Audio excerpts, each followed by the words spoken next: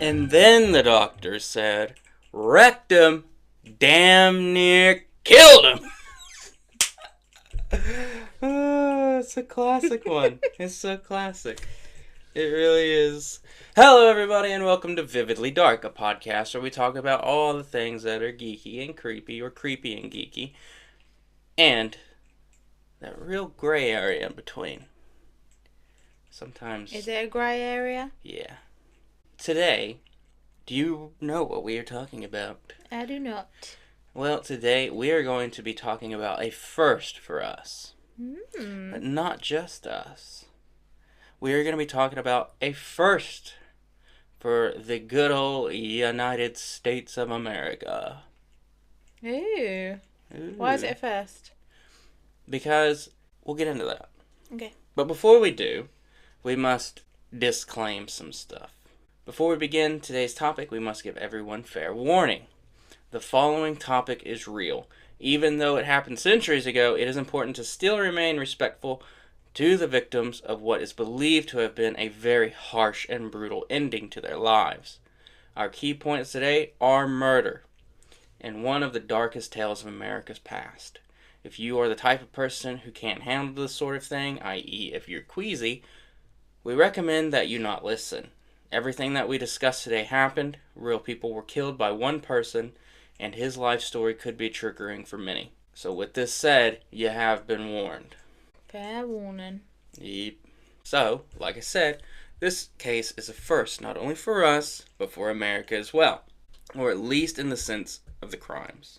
It is due to the sensational, systematic nature of one man's crimes that put him on the top of the list of serial murderers for the United States. And it's because of this, he was dubbed America's first serial killer, among other nicknames. Oh. Mm-hmm. How long ago was this then? Long ago. Must have been. However, this is far from true. Murder was anyone's game long before this individual was even born. It's purely the nature of how it happened that made it the first. And I think also the investigations and the documentation of it all is also what made it a first. Now, I would like to state that we are not even breaking the surface of this whole dramatic tale. There is far more that goes into this that perhaps we can revisit later. But for now, this'll do. So, without further ado, this is the tale of the Devil in the White City. Ooh. Was that his nickname? Yeah, that was one of them. The Devil in the White City. Mm-hmm. Before he became one of America's most prolific and historical serial killers, Herman Webster Mudgett was a little less than your average kid. What a name. Herman was born on May 16th, 1861, in Gilmanton, New Hampshire. You may not recognize the name now, but when we get later into the story, you may still not know who the hell he is. But that's okay. We're here to teach you. Now, although he came from a very privileged family, his parents weren't exactly the best when it came to his upbringing, to him and his siblings. I do believe, I haven't wrote it in here anywhere, I do believe he is the youngest of 5 or 6. Potentially. 6, 7. Oh, no, I was going to say maybe like 4 or 5. Gotcha.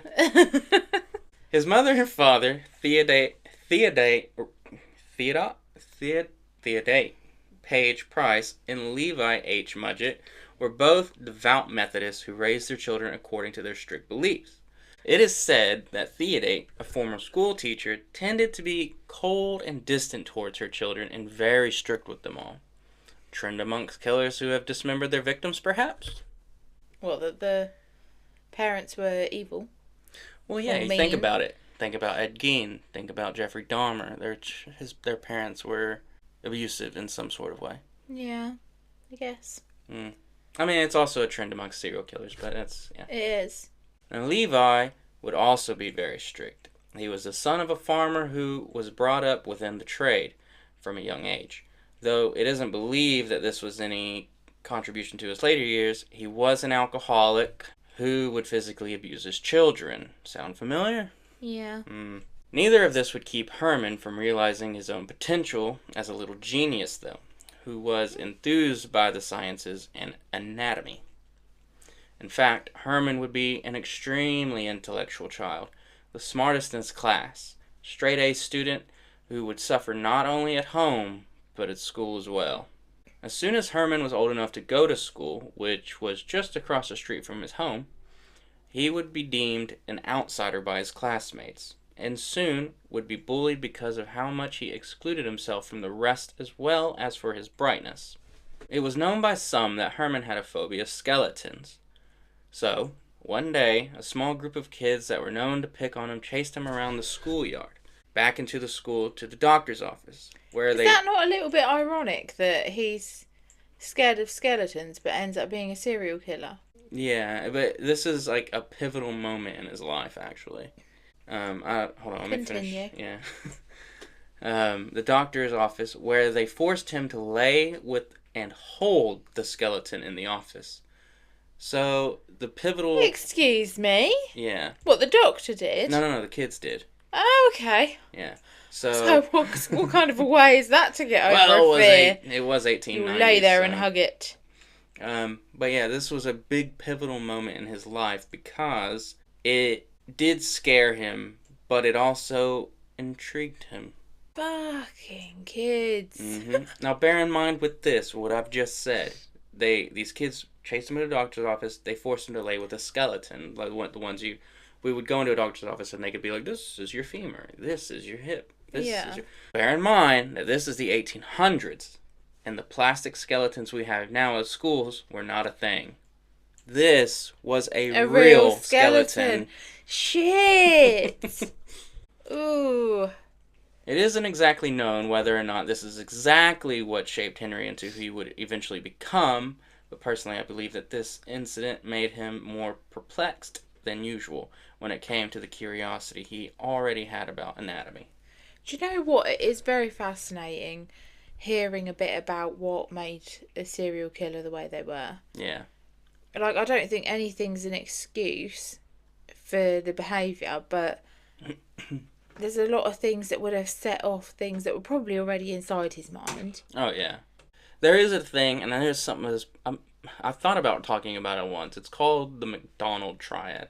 Now, there is absolutely zero evidence to prove that he had any indicators, but there is a literal list of things that happen that every serial killer has at least 3 of. Like different traits or obsessions sort of things. Yeah. I think I've heard something like that before. Yeah. So it's a very interesting theory, but it is just a theory. When Herman's parents would be on the warpath, so to speak, he would find his escape from it by going out into the woods behind his home, and there he would find the carcasses of dead animals. He would collect them, take them home, and perform surgery on them by dissecting them and pulling out their organs and bones to study them. He would even do this with the farm animals that died on their farm, which was useful for his dad anyway. It's important to kind of realize here that he didn't kill any of these animals. They were already dead. Sound familiar? Yeah. Who? Dharma. Yep. Dahmer never killed the animals. He always found them. Yeah. And then... It's another common thing, isn't it? Mm-hmm. They start with animal animals. mutilation. And a lot of even harsher serial killers have killed animals. Like, they've started off killing animals. Yeah. This curiosity would continue through his adolescent years, along with his intriguement in the sciences. Mm.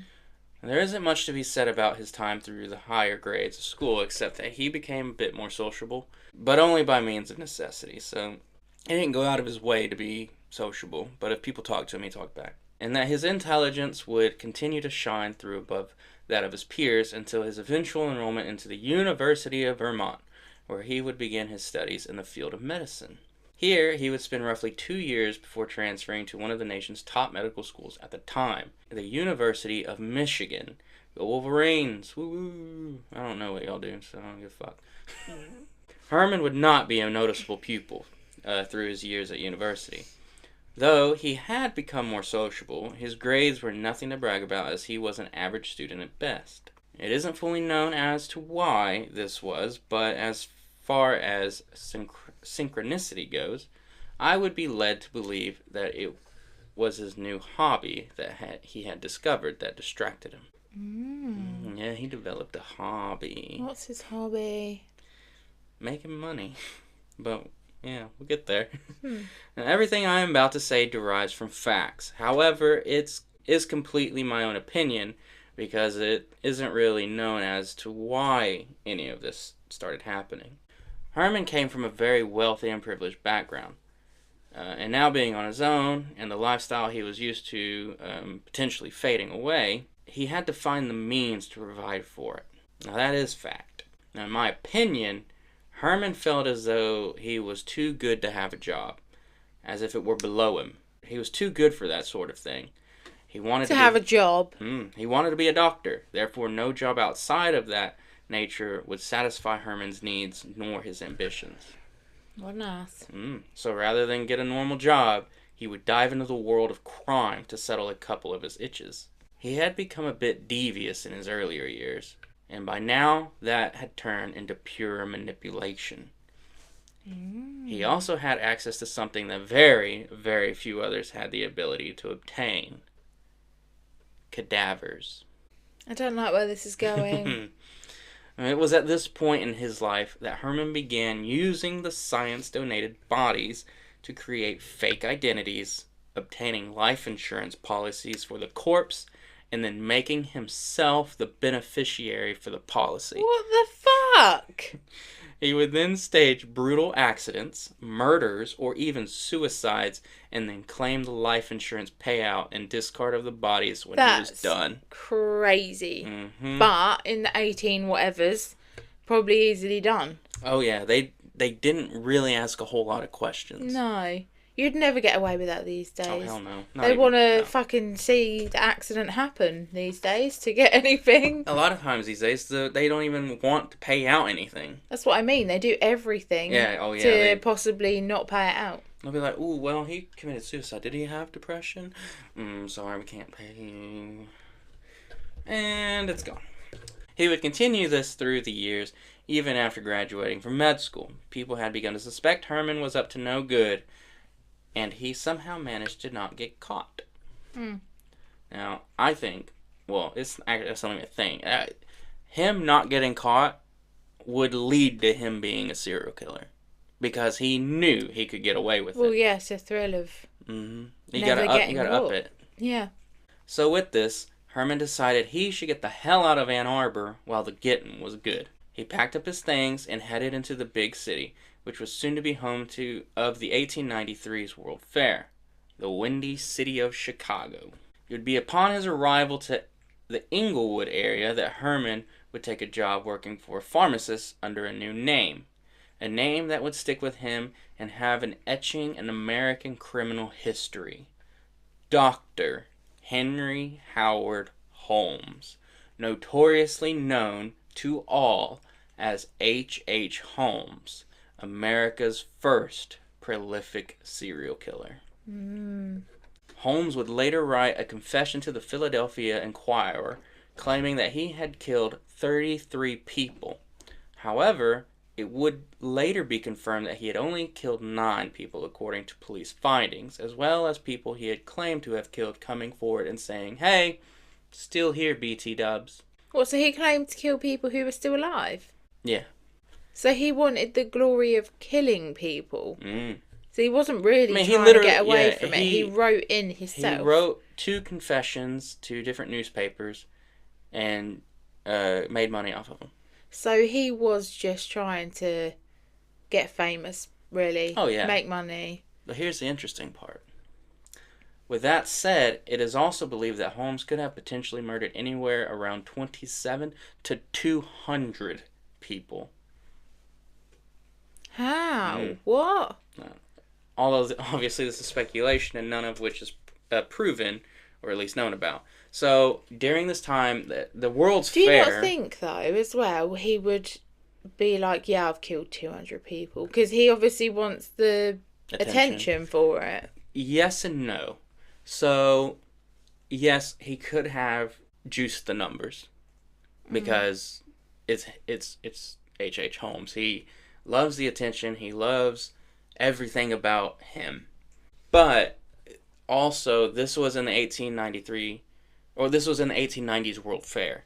There were like hundreds of thousands of people in Chicago. Yeah. And a lot of people went missing around this time. Because the people were never found. Like, either maybe they did just go back home, and because there's no real record of any of this sort of thing, we don't know. But a lot of people went missing, and they do speculate he could have potentially killed way more than the 9 that they only discovered. Yeah. And they only discovered the 9 people on a whole sheer of fucking luck. Really? Yeah. But he wrote in and said that he'd done it. While he was in prison. Alright, so back to it. Holmes' spree spanned roughly about 3 years, from 1891 to 1894, peaking during the Chicago World's Fair in 1893. Holmes would claim that his first victim would be another doctor by the name of Robert Leacock, but it would later be proven that he had actually died in 1889, so although not impossible, it isn't likely. For this, we will go by the police records, and we are also going to take a step back to when he first moved to Inglewood. So as I said earlier, Holmes took a job at a pharmacy. The pharmacy was run by an older couple. Elizabeth Holton owned the shop, and her husband, Dr. Holton, whom I could not find a first name for, ran the shop. It is speculated that Holmes could have killed the couple very meticulously, but there is no record stating such. But why? Well, the shop that Holmes worked in was part of a massive house. The first floor or ground floor, depending on where you're from, consisted of several small shops to include the pharmacy. The above 2 floors consisted of a small number of apartments. After having worked with the Holtons for a while, Dr. Holton would suddenly become ill and pass. After this, his wife Elizabeth would just pack up their stuff and leave for California without warning or having told anyone else but Holmes. Sus. Yeah, very, very sus. Yeah. And also, she would hand over the keys to Holmes and the place would become his, not just the store, but the whole building. And this is a mansion of a place. What a load of shit. Now, Holmes, this is why they speculate it could be up to 200, because a lot of people in Holmes' life just disappeared, and that was his story. Oh, they just left. I've never heard from him again. Which is kind of like going back to what he was doing with the fraud, wasn't it? Yeah. Just trying to make out like they just died and left everything to him. And we will get into it, but I'll say it now. The fraud continues. And where does he get the bodies? Yeah. So, we don't know the exact number, but we do know for sure at least 9. Gosh. Now that Holmes had his own place, his spree would officially kick off with his first known and documented murder of a mother and her 6-year-old daughter. When Holmes took over the house, he quickly started to renovate by taking the old rooms and making them smaller, as well as adding hallways, passageways, and secret rooms. The construction would be continuous through his stay at the house. He would also make a down payment to get some work started, promise to pay the rest upon completion, and then go back on his word. Then hire another contractor, and then change things. So the house was, for years, always under construction. Imagine the Winchester house. I wonder why. Why he did that. Was he hiding stuff? Potentially, yeah. This chaotic mansion of a home would be called just that to many people. Some staying to make a living, some coming and going. You see, Holmes wasn't just building a home. He was building a house of terrors. His cynical dream brought to life. A house that everyone outside of its walls would come to name Chicago's Murder Castle. Ew. For one such couple that called the place home, this would be the beginning of their end. So he had different people staying in the house all with him. The time. And there in the World's Fair, when in 1893, that place was booked. Because it wasn't far from the actual fair itself. Right. Julia Connor Smythe, along with her husband and 6-year-old daughter, would move into the house located on the corner of 63rd and Wallace in Inglewood in Chicago. It was here that Julia's husband would take a job working with Holmes in the pharmacy. It was during this course that Julia started to feel some type of way about Holmes, and within months of moving in, began an affair with him. Ew, no! Upon her husband's discovery of the affair, he would pack up and leave her and their daughter behind. Which I don't get why he left the daughter, but okay. Now Holmes's mistress, the pair continued their relationship for a short while longer until Julia told Holmes she was pregnant and the baby was his. Holmes would later claim that Julia would die by accident due to complications during an abortion, which at the time was very illegal. So he tried to, make it seem not so bad to the public because she was having an abortion, she was doing something bad. Yeah. And although not entirely clear as to how, it would be determined that Holmes overdosed Julia with chloroform and would do the same to her daughter.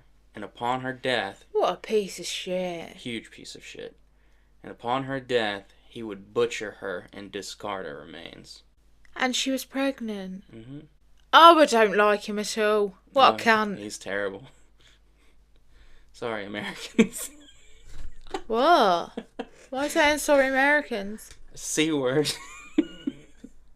What's wrong with that? We don't say it like you guys do. Oh, what do you say? We don't say anything. You don't say anything? No, if you say cunt in America, people are like... They are here. It's an awful word. Yeah, I know. But it's like one of my favourites. But everyone says it here. Anyway, that's not important right now. Sorry, Americans. But he is. If anyone is, he is. He ripped up their family, tore him apart, got the father away, impregnated her, and then killed them all. That's not even the worst part. And then chopped them all up. Just Julia, the mother. Oh, with the daughter, yeah. That's what he did with the daughter. As for Julia, he would hire a man to skin her down to the bone, and would also be reported that he would have her skeletal remains sold off to a university. They never found her skeleton, from what we know, but that is what the police believe. I used the word at the wrong time. This is the time. Yeah. It's bad. And I hate to tell you, it only gets worse. He escalates. He escalates bad. I feel sick already. Yeah? Yeah, I'm fuming. Want to continue? Yeah. Yeah. After this, Holmes would move to Boston for a short while until the suspicion of the two deaths died down. He would tell anyone who asked that they just left, and he had no idea where they were.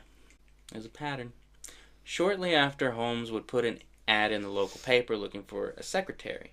A young woman by the name of Emmeline Segron would answer the ad. Just like Julia, Holmes would lay his charm down, and she would eventually fall for Holmes, and the pair would begin a relationship. During all the random building and construction of the murder castle, Holmes would ask for a large vault to be placed in the basement. Because that's not dodgy. No. Why does the doctor need a large vault? We're going to go a little side story here. So, it's not funny. So he went to a bank that had just gotten closed. And there was this massive fucking vault, the size of our room, if not bigger. And he was like, I want the vault put in my house. And they were like, that's going to cost thousands. Are you sure you can pay us that? He's like, yeah, absolutely. So they did it. And somehow put the vault in the fucking house. And then he said, I don't like it there. And they're like, well, we can't move it. And he's like, well, I'm not paying you. Yeah, He's just an awful person. So the crew that put it in then went to go try and take it out. Did he, as a doctor, ever actually help anyone? No, absolutely not. Then how did he not get stripped of his doctorate? Well, this was a different time. You didn't have to practice back then. I'm just enraged. Yeah. Yeah, so the crew would then go back to try and take it out, and they couldn't do it, so they just had to leave it and not get paid. Fucking bastard. Yeah. Back to the story. Holmes would lock Emmeline within this vault, and through an elaborate setup of copper piping, and all this he put in himself, he would run gas through the vault and then set a spark, igniting the gas, burning Emmeline alive. What? Mm-hmm. What the hell? The only remains of Emmeline were a burnt footprint left on the vault's door. Unfortunately, I have no words. Yeah. Unfortunately, I wasn't able to find a whole lot more about Emmeline past this. That is all we know, or at least I know, of her. And what was his excuse for her being gone? It was the same thing. They were, well, actually, because she had left to go work for him, I don't think she told her family. So that no one asked about her. I think that's probably why there's also so little known about her. And his next victims would come roughly a year later, Minnie and Nanny Williams, sisters from Fort Worth, Texas. Minnie had moved to Chicago originally on her own to start a new life in the big city. While laying low in Boston, Holmes would come to meet a young and vibrant Winnie Williams, who was fresh out of attending finishing school, which I don't really know what finishing school is. It's for girls to learn to be women, or ladies. I did think. I'm pretty sure that's what it is. I think it is what it is, yeah. It sounds like it would be anyway. While attending school, she met a man. His name was Mr. Henry Gordon, whom she struck up a friendly relationship with. After her graduation from finishing school, Winnie left for Denver to live with an uncle, but she continued her contact with Mr. Gordon through letters. She quickly fell in love. In 1893, Winnie had agreed not only to marry Mr. Gordon, but to move to Chicago with him so that they could be together. Don't do it, girl. Why? Because Chicago's where he is. Fair enough. Through all of this, a few things were happening behind the scenes for Winnie. Her parents had passed on, and they had left in their will to Winnie and her sister Nanny an extensive amount of land in Fort Worth, on the corner of East 2nd and Commerce. That plot of land was worth a little over $300,000, which today would be roughly about $11 million. Bloody hell. All for 200 square feet of prime real estate. What, it's worth that much? Yeah. Enough to build a little house on. That's crazy. Yeah. By the way, $11 million is roughly about £8.5 million for a little plot of land no bigger than ours. That's crazy. Why is it so expensive? Because it's in the middle of the city. Not long after the sister acquired the plot of land, a man by the name of Bond, Alexander Bond, would be sold. Not James. Alexander. Would be sold the sister's plot as well as 3 more plots. And it was soon after that a contractor by the name of Mr. O.C. Pratt would supervise the construction of a large-scale building on the plots. Mr. Pratt, though, had a bit of a history of grand larceny. And being a Pratt. Yeah, and being a Pratt. Well, I didn't put that together. That's a good one. And while constructing the building for Mr. Bond, he would begin purchasing various items to sell for cheap after having obtained them on credit. This would also include some horses he bought with fraudulent paper notes.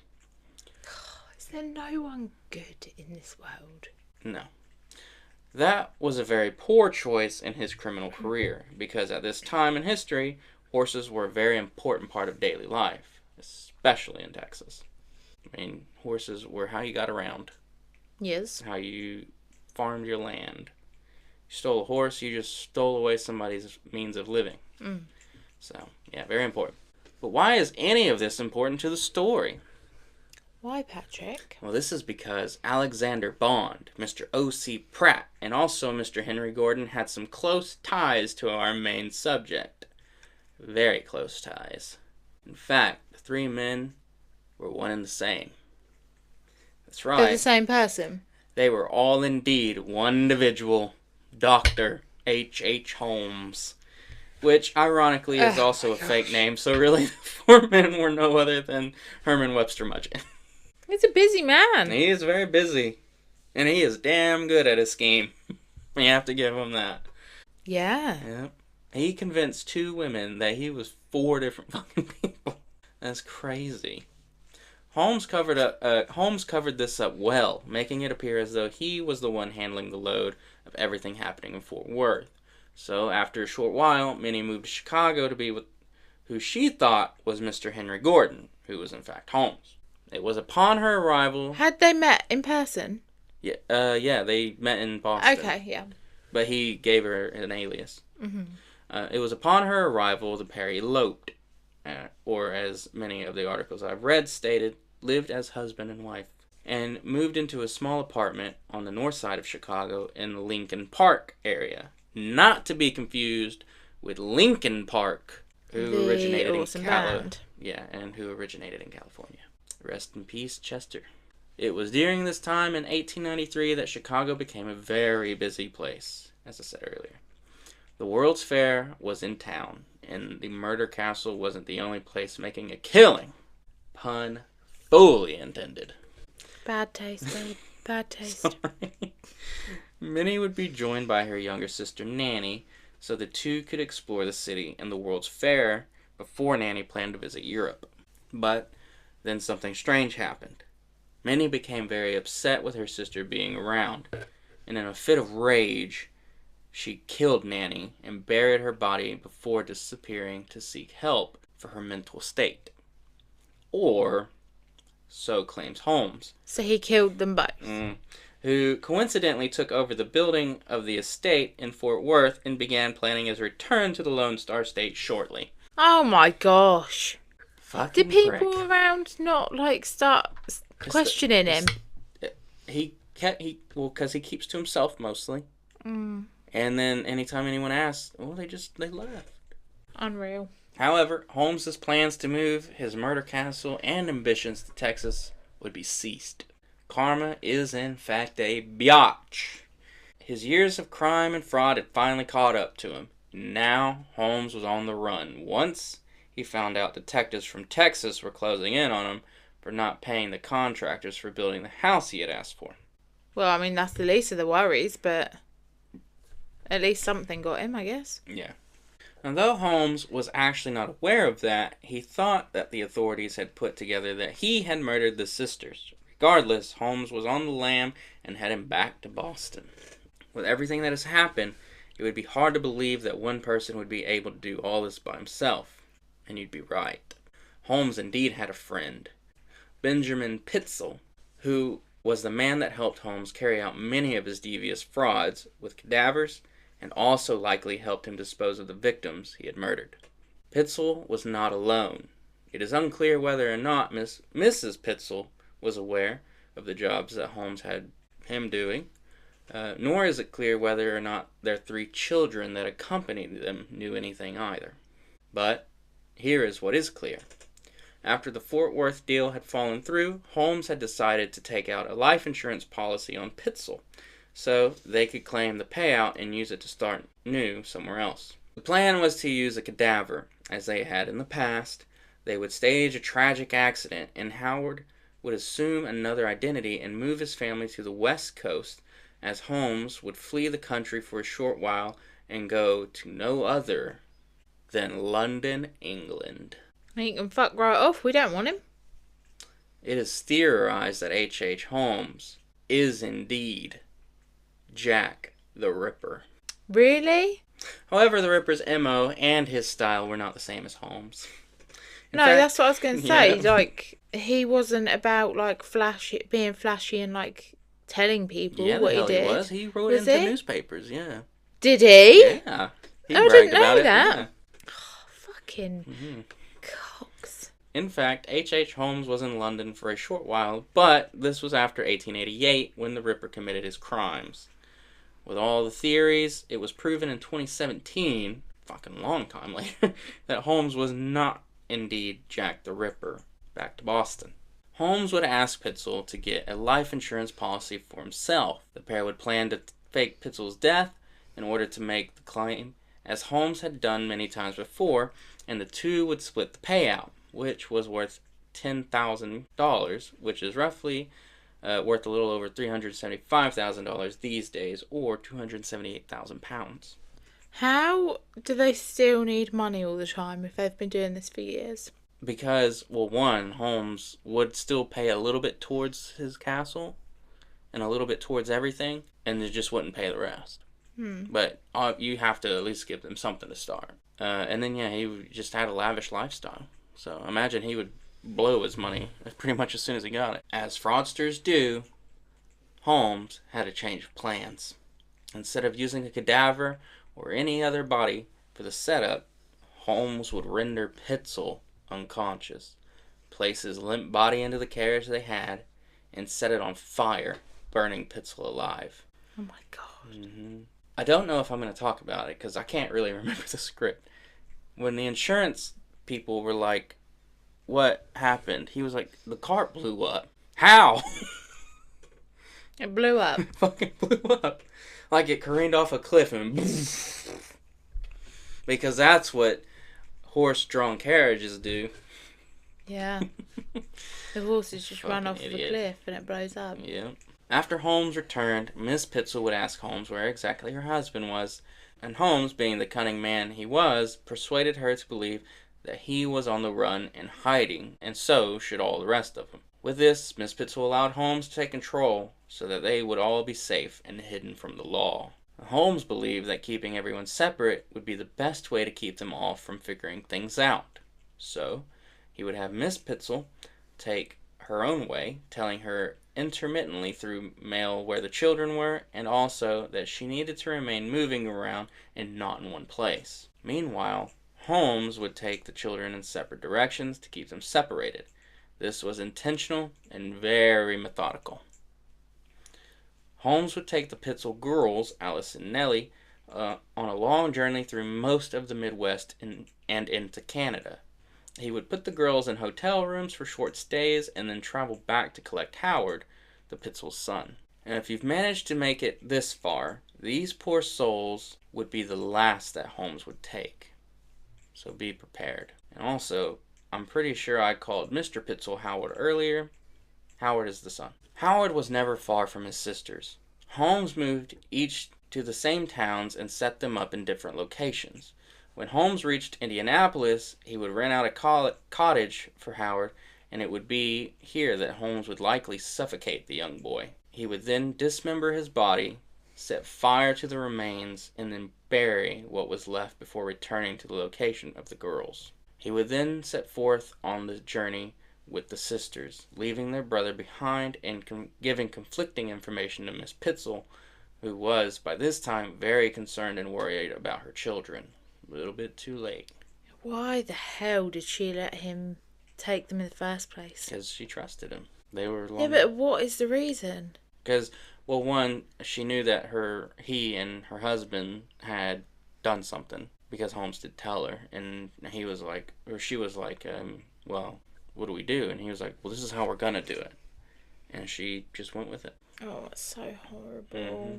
Holmes and the two girls would continue traveling through various states, eventually reaching Toronto, Canada. So at one point they are, and I definitely didn't write about this, they are in Indianapolis. So kind of back in Chicago, I think, actually. And Holmes is out shopping for some clothes for the girls. And who other than Miss Pitzel walks through the fucking door.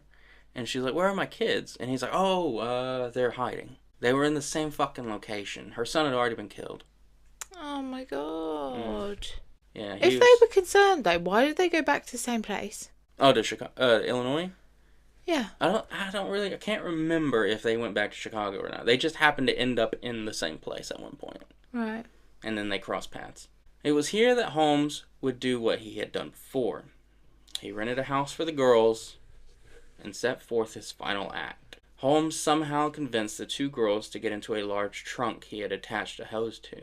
Through the small hose, he would pump in gas, suffocating the two girls until their final breaths. Holmes would then bury the girls together in the trunk in the basement of the house. Now Holmes was alone and on the run again, and now he was on his way back to Boston. It was here that his years of crime and murder finally caught up to him. Good. And on November 17th, 1894, Holmes was arrested on charges related to fraud. But how? Well, it was while in Texas, Holmes was actually arrested for the horse theft. He served his time, and during his stint, he would ask his cellmate to help him with, you guessed it, insurance fraud, promising that he would pay him out and also telling him about his past successes. But do we think Holmes kept his promise? Of course not. No. So he messed himself up. And what happens when you piss someone off who's already doing crime? They snitch. And that is exactly what his old cellmate did. He told the authorities Holmes's plans and where to potentially find him. And they did. Upon their investigations, detectives would follow the trail of fraud and money that Holmes left in his wake, both spending and receiving. It was during these investigations that they located the bodies of the Pitzel children. And thanks to tips from the insurance company that Holmes took Howard Pitzel's claim from, or Mr. Pitzel's claims from, the police were able to look into the supposed explosion that took Mr. Pitzel's life, which the insurance company was skeptical of themselves. Upon his arrest, Holmes would be transferred to Mudgett prison in Philadelphia and would face trial for grand larceny and murder of the Pitzel children. Holmes was found guilty and was sentenced to death by hanging. Trial was full of drama, and Miss Pitzel was even called as a witness. Poor woman.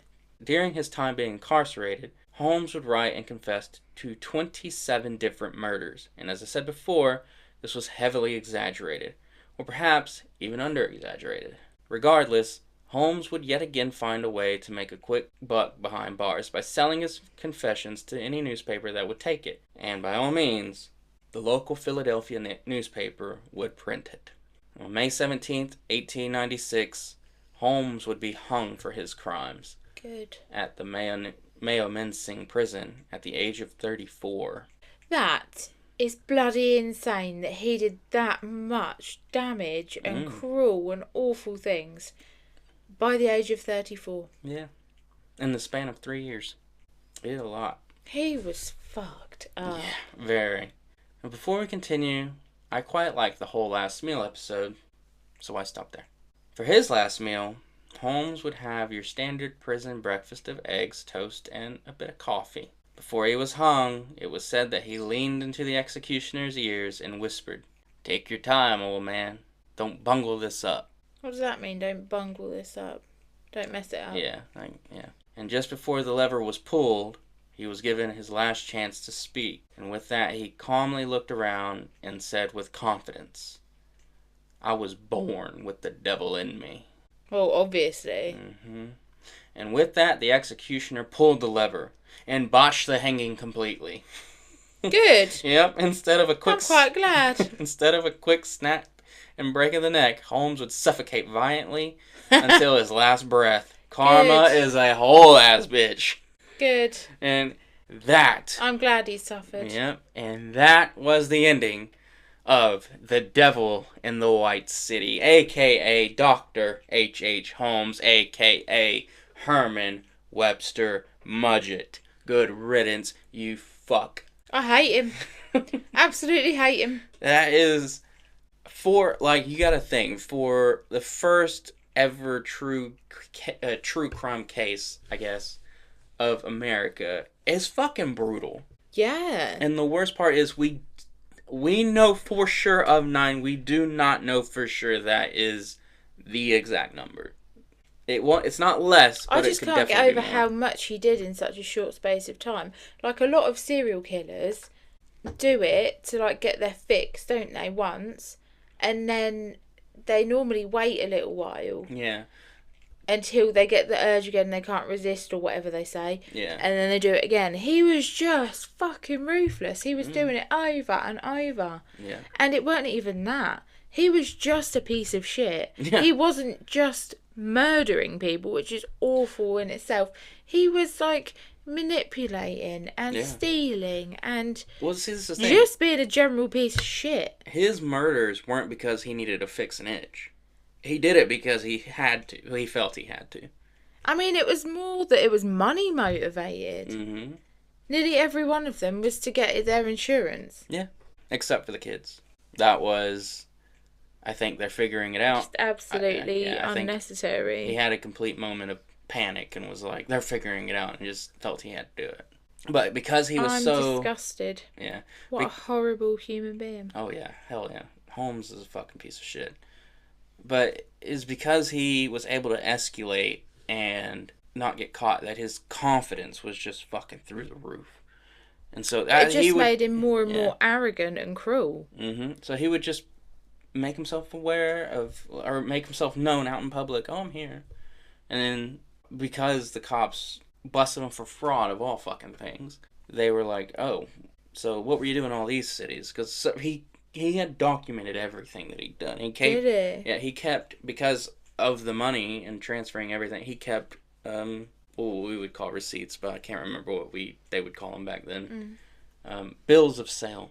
And they just went back to these places. And it was, I think the story was, they walked into the area with the girls because he hadn't actually done anything with them, but just put them in a trunk and buried them. The wafting, or the smell of human decay hit them hard.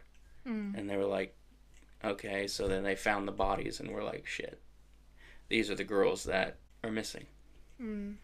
So where's the boy? And then they just went back to all the other places. Where he'd been. And yeah.